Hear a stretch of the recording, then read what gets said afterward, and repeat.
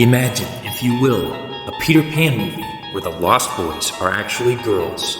Peter Pan is actually Wendy, and Wendy is actually Peter Pan. Where do I even begin with such a dreadful restructuring of another beloved animated movie? If you enjoyed anything about the 1950s animated film of Peter Pan, then you will almost certainly love nothing about this unrecognizable joke of a movie. But, Darth Hot Take, it's diverse, and it fixes all the racisms. What is love? Baby, don't hurt me.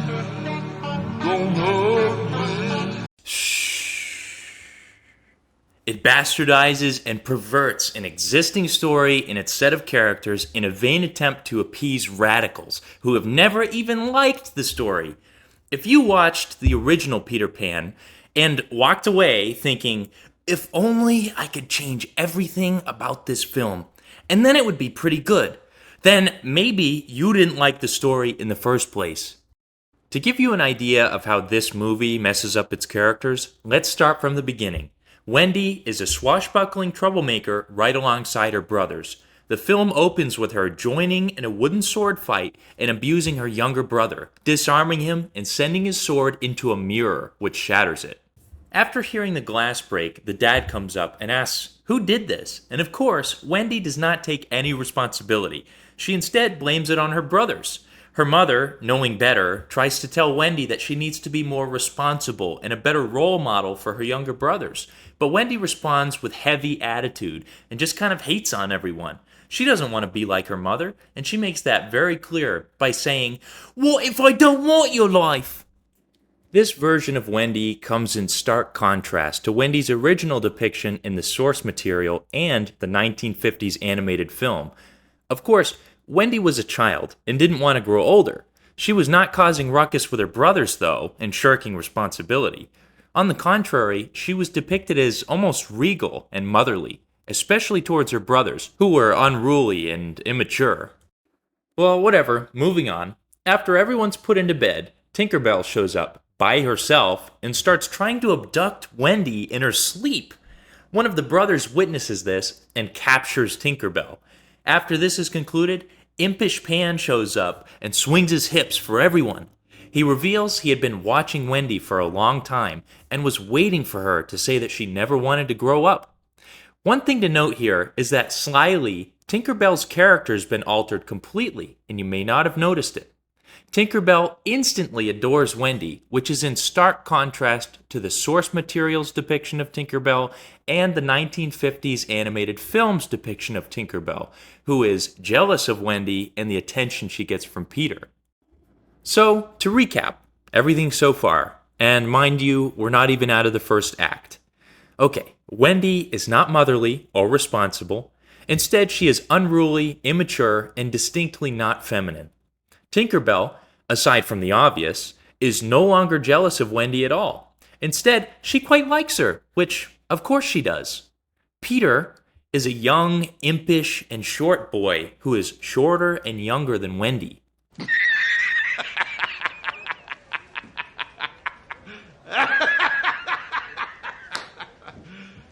You serious? Leaving for Neverland, it's important to note that the two boys, the younger boys, have trouble with flying at first, as, of course, they're children and they've never flown before. But Wendy is an expert, immediately, and she flies with a skill that may surpass even that of Imp Boy himself, because, of course she does. But now we arrive in Neverland and meet the rest of our supporting cast, starting with Captain Hook. Captain Hook, although changed a bit from the source material to be a bit more sympathetic and skillful, is actually acted very well and quite tolerable to watch. So this is an instance of change that I don't mind so much. Jude Law portrays the character very well, and as a bonus, Captain Hook nails Peter Imp and Wendy Pan with a cannonball, which is pretty satisfying to watch, if I do say so myself. Then we have the Lost Boys, which are not Lost Boys at all. In fact, from now on, I'm going to refer to them as the Lost Things, because, of course, they are a multicultural band of misfits, girls and boys alike, which, as you may remember, runs in extreme contrast to the source material, which depicts the Lost Boys as, boys. The funny thing is, the original author actually provides a reason for this, and it may have gone over the writers of this movie's head.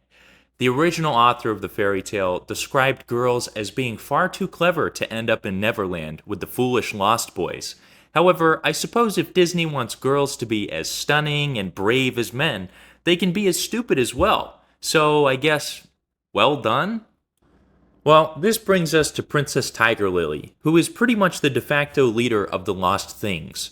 She rides a white horse and frequently speaks in her native language, just to remind everyone that she is a native.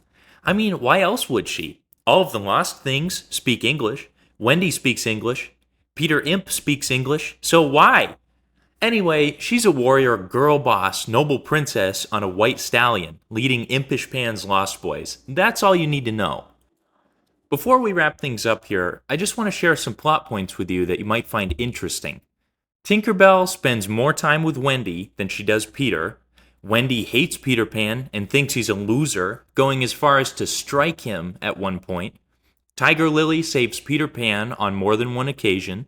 Wendy saves Peter Pan on more occasions than Tiger Lily. Tinkerbell saves herself and saves Wendy, and the climactic ending battle of the movie sees Wendy taking Peter Pan's original role, flying around and fighting pirates with a sword and saving Peter, while Peter is relegated to not being able to fly and needing to be saved. I'm not joking. Peter can't fly without Tinkerbell, and Tinkerbell kind of hates him, so she just gives flying powers to Wendy instead. This movie spits on the legacy of Peter Pan, and if you value your time at all, do not watch this film. Let it burn for the sake of a better future. And Disney, if you're watching, please write new stories, stop ruining old classics, and just start writing original stories that can be bad all on their own. But it's your money and reputation, I guess, so do what you want with it. But fans demand more, and you should probably start listening.